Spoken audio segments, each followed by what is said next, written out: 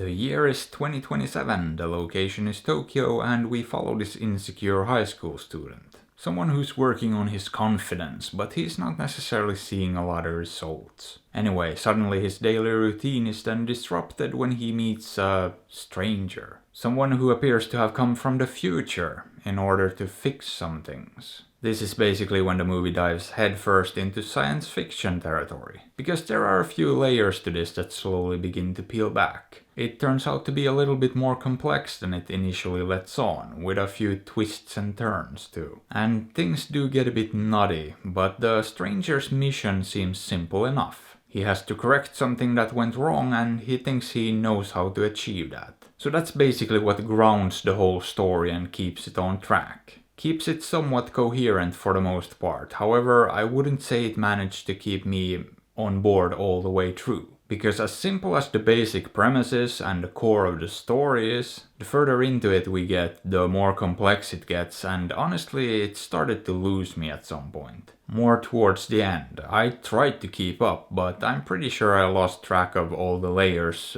by the end of it. Either that or it just didn't make sense, because when the credits rolled, I'm not even sure the logic of the movie held up. There were just a couple of things that made me go, wait a minute, how does that work? Things that just didn't seem logically consistent, or I might have just missed something. Either one is possible, and I'm not sure which one. I might have just gotten myself confused. But either way, yeah, it kinda lost me, and that's never exactly a great thing. I mean, I followed along as far as the surface level story goes. I knew what was going on with that. But there were just a few things beyond that that didn't really add up to me and make a whole lot of sense. But again, I'm willing to admit that perhaps it was just me and not the movie. I don't know. And the same goes for my other issue with the movie as well.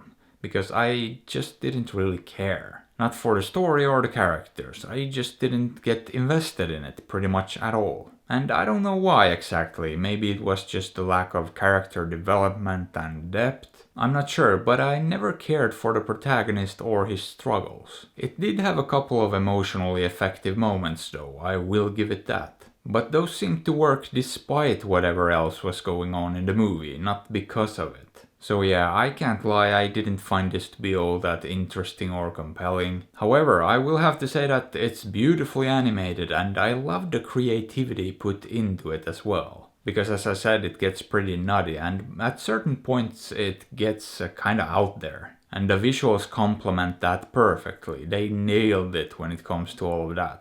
And without giving anything away, let's just say that it takes some inspiration from a lot of sci-fi actually, but especially The Matrix and Inception seems to have snuck in there heavily. And I don't really have any issues with movies taking influence from other movies. That's just how things work. Things influence other things and that's fine with me. And I definitely wouldn't call this a ripoff or anything like that either. Because it took elements from other stories and blended them together and made something very different. But yeah, aside from the creativity and the visuals, this one just didn't really connect with me. But does that mean I wouldn't recommend it?